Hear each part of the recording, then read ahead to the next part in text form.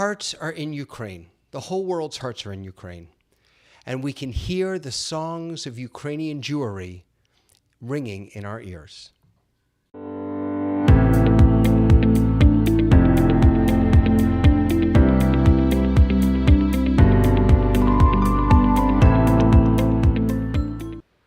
Hello, everyone. Welcome to Face to Face. That is not Rabbi Litwack. That is the amazing cantor Norman Cohen Falah. Hi, cantor. How you doing?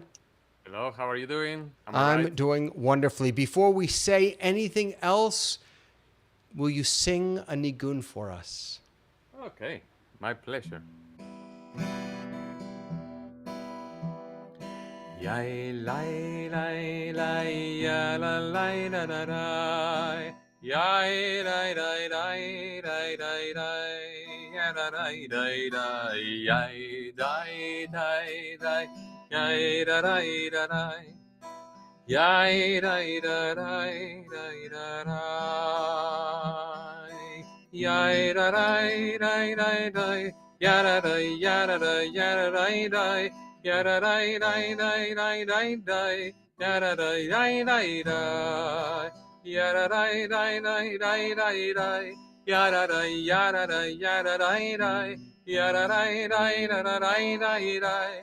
Ya da dai dai dai dai. Yai lai dai dai ya da dai da da dai. Yai dai dai dai dai dai dai. Ya da dai dai dai. Yai dai dai dai yai dai dai da da dai. Yai dai da dai dai da dai.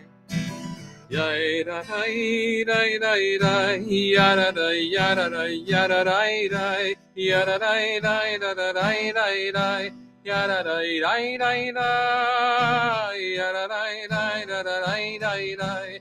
Ya da dai ya da dai yai dai dai. Ya da dai dai da da dai dai dai. Ya da dai dai dai dai. That was amazing. What nigun is that? This is a nigun that comes from Ukraine. There is a compilation that there's a collection of nigunim, and this was shared by a friend of mine. When I was researching for nigunim, he shared this with me, and this is like many attributed to the Rabbi Nachman of Breslov from Ukraine. So this is it has been notated. I'm gonna have it stuck in my head for the rest of the day. That's that would be a beautiful one to do on Shabbat also, just as a way to kind of welcome davening and. This topic that you invited me to do, made me research, as I said, different nigunim, and actually there are a few who I will just use straight away. Although I would say, because I will show you another a couple of nigunim to see the difference. Usually the ones I only did half of it, just for you to know. This is what I've been playing from. Where is it? The camera here. Okay. So so I only did half of it, only the first three lines of this nigun. The other part, it gets a bit more complex. So this is a distinctive aspect of nigunim from the early Hasidic nigunim, which I'm sure we need to talk. Yeah. Wait. So let's what is nigun? What is nigun? Maybe people don't know. So let's back up. So what we wanted to talk about today was Jewish music from Ukraine to today, and not just about the richness of Jewish music that came out of Ukraine, but also how it's impacted music today and Jewish music today. And I know we're going to get to that. So why don't we start with, maybe we should start, as you said, with just sort of defining what a nigun is and what is the role of a nigun in Ukrainian Jewish music? Is that sort of the big contribution that they made? Okay, so first of all, a nigun this was, I would say, an invention from the Hasidic movement. Maybe we need to talk about that too. The Hasidic movement was was born in Ukraine around the 1700 by the Baal Shem Tov, the master of the good name, as we know, and then this was developed into different generation of Hasidim, who then had different approach to Judaism. That was a new way to speak to God in a joyful way, as if you have more like an intimate conversation with God. And that was also reflected in the music, not just only in the prayer, but the way music as a vehicle to have a conversation to God in a joyful way, in a close eh, in like closeness. I think it's called in Hebrew itbodedut. So that's the approach. So basically, the idea of conveying joy through music really was a major contribution of the Hasidic movement. And I would say this was probably not the opposite, but in a way, there was a distinctive a difference between the other type of music that also was developed more the German style of Is that music. chassid, not chassid, cantoral music? Well, let's put it this way. There are, if you talk about the three main contributions of Ukrainian music. One was, of course, the music from the Hasidim, mostly known as nigunim, but also these nigunims also were adapted to uh, uh, I would say to Jewish prayers. Okay, so it is very common, specifically in Orthodox and conservative congregations, to adapt this nigunim, these wordless. We didn't get to that, but nigunim are usually music without words, just na na na da da da boy boy boy, as we know. And then this was borrowed. These musical motifs were borrowed by the people who were davening, who were praying, and adapted or fit those nigunim into the prayers. So that's a distinctive aspect that we still see today in specifically, definitely in Orthodox, of course, Chabad congregations, conservative too. Less so in Reform, although lately, I would say in the past 30 years, the new trend of music in the Reform congregations also have brought this concept of joyful uh, kind of nigunim style of services. And why was not that before? Because again, coming to your point, the music that was usually used by Reformed congregations were music from Germany and like composers like Lewandowski and Sulzer with more traditional choral music. Not Because nothing to do that's where Reform Judaism was born. exactly, Yeah. exactly. So that's why you see distinctive sound. But again, nowadays you see all over congregation of different denominations using this type of nigunim and Hasidic music. Now, the other contribution of the I just want to Ukrainian, say, as someone who loves nigunim and Hasidic music, it makes me so happy to see us liberal Jews it being more accepting of it in the, as you said, in the past 30 years, and it becoming, excuse me, really a vital part, I think, of what davening means for us today. I mean, it's sort of hard to imagine you starting a service, a Shabbat evening service, without some sort of nigun or tune that you sing. yes, definitely. Yeah. That's for sure. You see that in almost in every single service, always introducing some nigun and opening nigun, because again, this is very accessible to people. Speaks to the heart. You don't need to know Hebrew. You don't need to know about Right. prayers. It's a way um, to have like a universal language that we can all just get into this very quickly. Can I ask you, and you may not know the answer to this, I certainly don't. Do you know if that reasoning, that you don't need to know Hebrew in order to participate, do you have any sense of whether that was a part of why Nigunim were born in the first place? I mean, was Reb Nachman looking at a community who maybe didn't know Hebrew, and so this was a way to get them to daven or to pray or to express their neshama, their spirit? It, it could be. It's hard to know. I don't Yeah, know I the don't know answer either. specifically, but what I will guess is, as I said before, music is a vehicle, to express yourself, and sometimes, and I would say the combination of this joyful, um, or sometimes melancholic, nostalgic nigunim, the sound that they create. Um, in conjunction with prayer, makes probably praying a very more vibrant and also intimate. At the same time, intimate connection makes an intimate connection with God, and I think that's probably what the Nachman was trying to Rabbi Nachman was trying to do. It's There, hard to there, know. yeah, there's something about not having. I'm just speaking for myself now. Not having to worry about the words.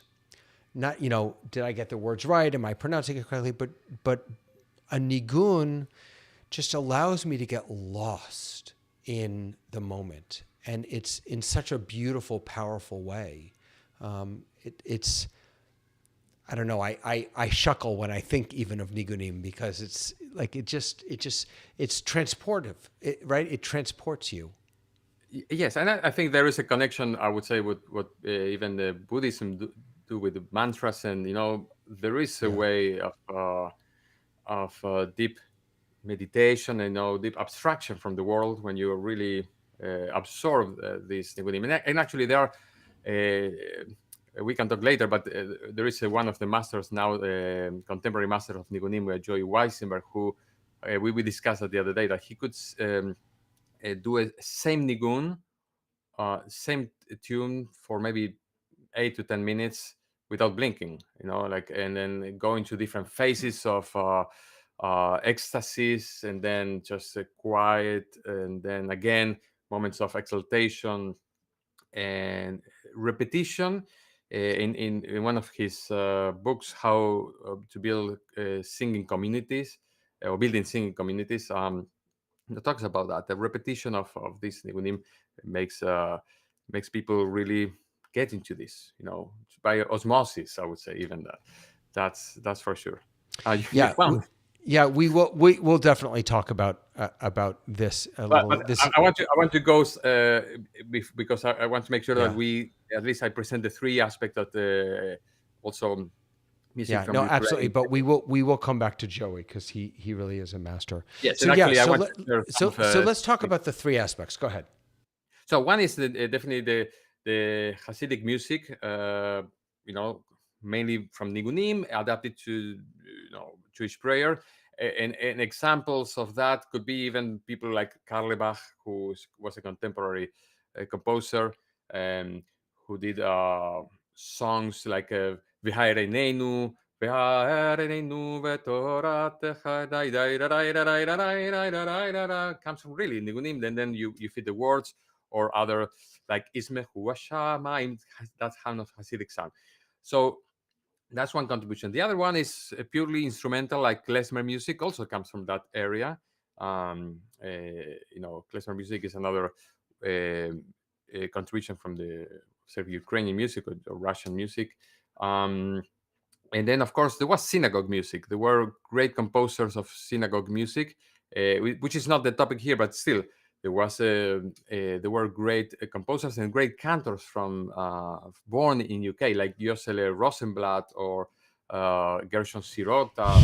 Yosela Rosenblatt is my absolute favorite. I didn't know he was from Ukraine. He was born there. He did I'm pretty sure it's his. He does an Alkain, the second paragraph of Aleinu. Alkain kavelecha Shem Elokeinu. I did it for when I was in rabbinical school. I took some cantorial classes, and that was my final whatever. Those sort of Eastern European, the crying, but not tchotchke crying, like genuine, like they're just it feels like every ounce of their body and their soul is a part of their davening and their singing. It just blows my mind. True. That's true. Cantor Moshe Shulhoff. Did you know Cantor Moshe Shulhoff? I knew. Yeah, so he was in Miami, I believe. He actually was recorded. in Yeah. Oh, he was. Okay. I didn't know that. Forgive me. So Cantor Shulhoff, he's who I studied with at the Academy, and Academy for Jewish Religion. And when I was recording one of my albums, I had one song that I really wanted that old Eastern European sort of cantorial sound on. And so I flew him up and I had him sing it for me because he also had that kind of Yesela Rosenblatt feel to him, Wow. which I think a lot of people nowadays don't appreciate that sort of cantorial music. Cantorial work, this is a whole other show, but cantorial work, I think in some ways has turned into more song leading than it has into. Yes, some people would say that also. When you think about the detractors of, I would say, the, how can I say, the Kalebach Minyanim, okay, which is, I would say, mostly inspired by Nigunim, and there is a distinctive sound. The detractors, I say, where is now the Hazanut gone? Because it's usually this is the opposite of hearing the cantor, improvising, and this is more about community singing. Again, accessibility, which again has the pluses and the minuses. You have all the people's basically singing together, but of course some of the depth of traditional Hasanut, when you go in that direction of purely Hasidic and Niguni music, maybe gets a bit lost, I would Yeah. say. It does get lost, and there are a lot of times when I don't mind that. If I go into the great synagogue in Jerusalem, I could sit there all day and just listen, Yeah. to the voice of the Chazan. So, which of these, or not which of these, but the three types of music that you were talking about, I'm wondering how they've been translated into modern times. How has this music inspired us today? Well, I would say, again, we talked about extensively already about Nigunim, and all these Nigunim, this Karlebach Minyanim, or all these Haburot where you dam it together. This is a reflection of how much the Ukrainian Hasidic music, is still alive and is still vibrant, and this is definitely not lost. In terms of synagogal music, I would say again, great composers like Dunajewski, for example, you can still hear, for example, the tune that we do for Avarachamim. Avarachamim etiv aviretzoncha etzion. That's come from Dunajewski. This is an Ukrainian composer. Really? What's Yes. his last name? Dunajewski with a J, Dunajy, I think I got it. Evsky. Yeah. Wow. Yeah.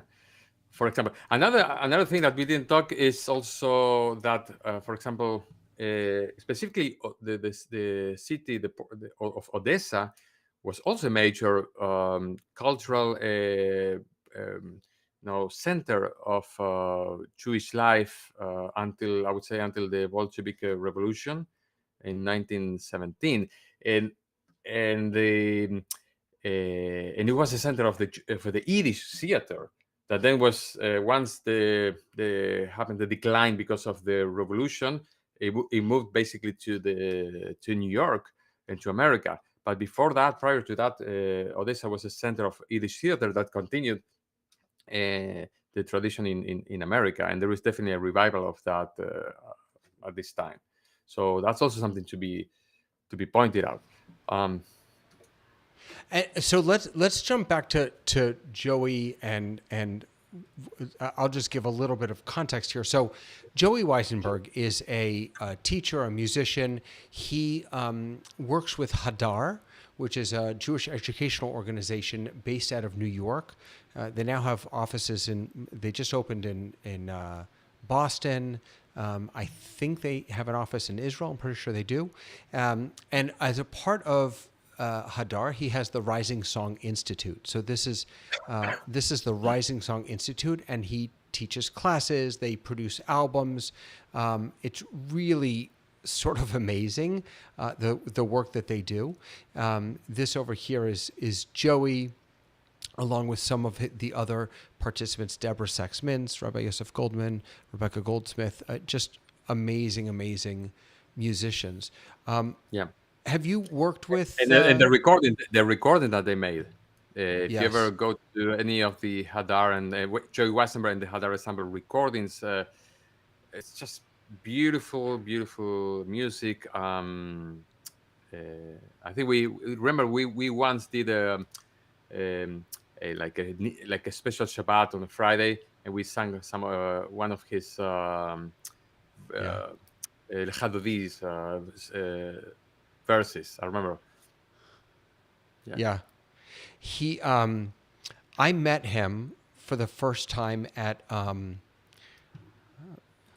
don't want to play the sound because we'll get shut down by by YouTube.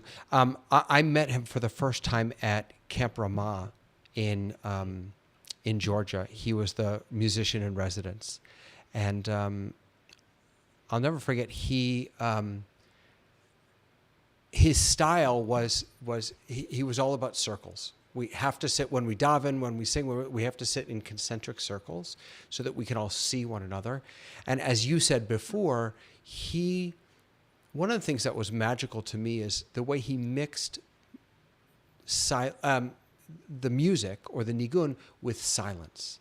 You know, that there would be this build up, and then he really insisted that we just let it sit, that we soak in the resonance of what we had just created together. And I'm not one to sit quietly, so it was shocking to my system, but it was also tremendously beautiful. Have you been able to sing with him or hear him or learn? Yeah, he came once to Miami on a weekend, and actually I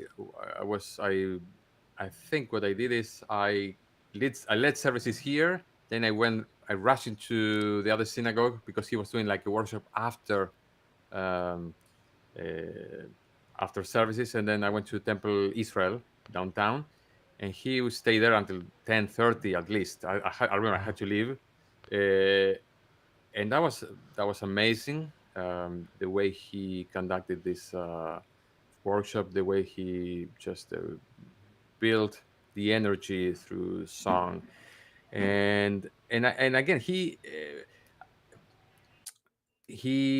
and basically inspired many composers to do things in a similar way. Like even I would say the composition from Joshua Warshawski, also are very much influenced by that.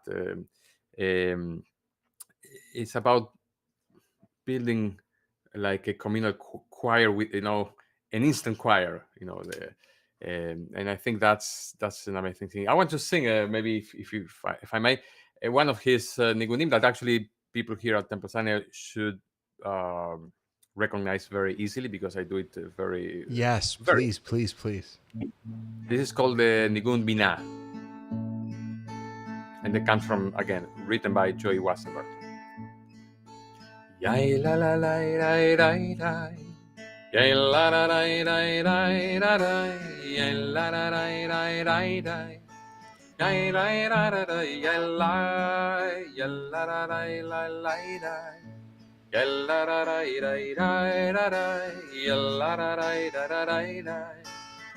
la la la la la la. Yay la la la la yay la. Yay la la la la la la. La la la la la la la la.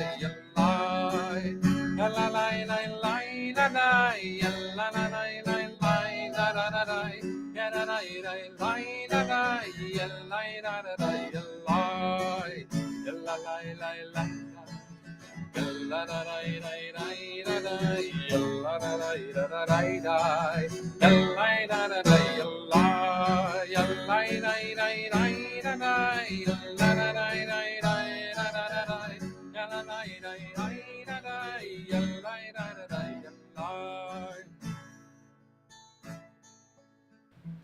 That was so beautiful. I love that tune. You do that every Shabbos. Almost. No, not Almost every always. Shabbos. Yeah. I try to I try to have some variation. Yeah, No, but but this that wasn't a critique at all, because one of the powers of nigun is the repetition, is the fact that we hear it, that it becomes just the tune that we sing in our heads. yes, that's for sure. And that I try not to have. Um, I would say I do something in between. I try not to be so repetitive, but on the other hand, to have familiar tunes every so often is important. But if you Yeah. do it every single time, sometimes doesn't convey the energy Yeah. that I want. So that's why I usually alternate. But something to say is sometimes we associate very often, I would say, like Hasidic nigunim with minor chords, Right. something melancholic, something sad because it dates back to old times. But actually, this is a good example that nigunim can be sung in major. That was a different feeling. And even I want briefly to show you, and also it's called here. Sorry, let me show you here.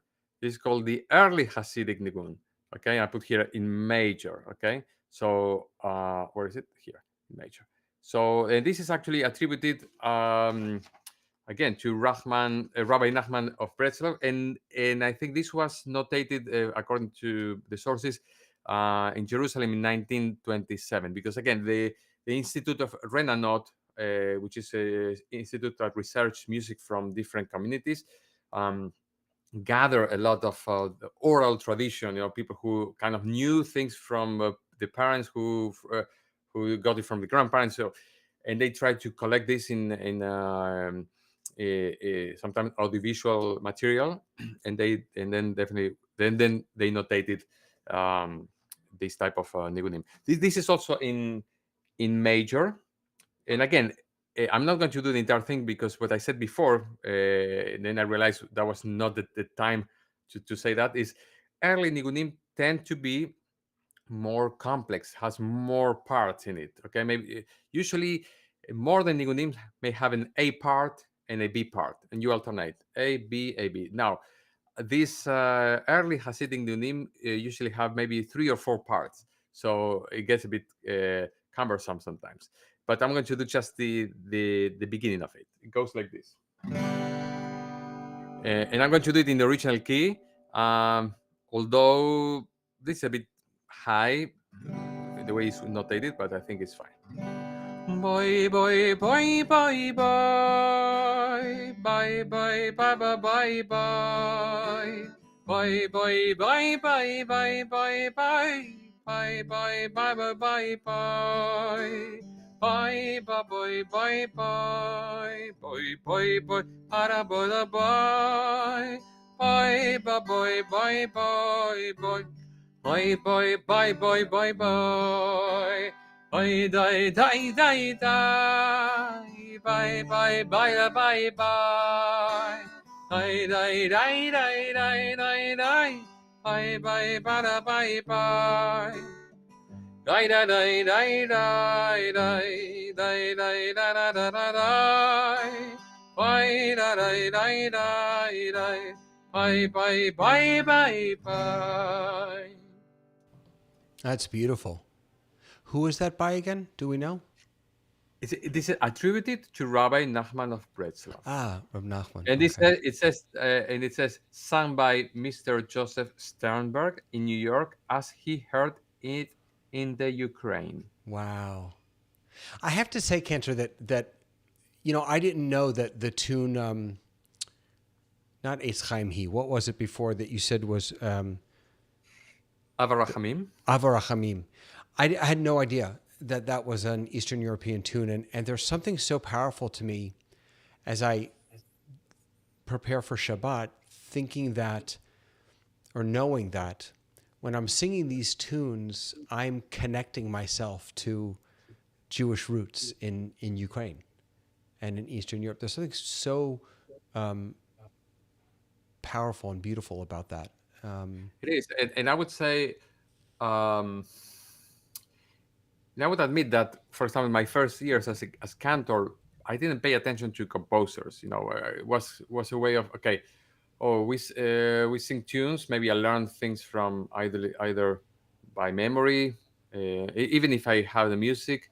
I didn't pay attention to that. Nowadays, I do that because I think it's important um, to say this melody was written by someone and where is the tradition from. And then, as I said, you can connect in a different way. You can honor the past, and by doing that, then you can really have a different meaning when you sing it nowadays.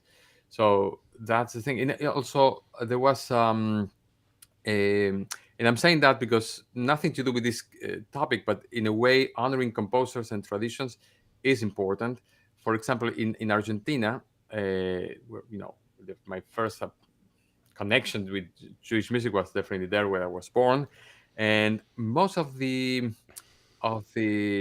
tunes that I learned, as I said, were by heart, and most of the tunes I didn't know any of the composers because nothing was notated. Um, and I remember when we first have this forum of cantors from Latin America, I remember I started a project to say, wait a minute, who wrote this tune? And I usually sang it and say, oh, this was me, or this was okay, or this was I know who he was. And then this way we built a platform, like a catalog of things to say, okay, this is written by this or that.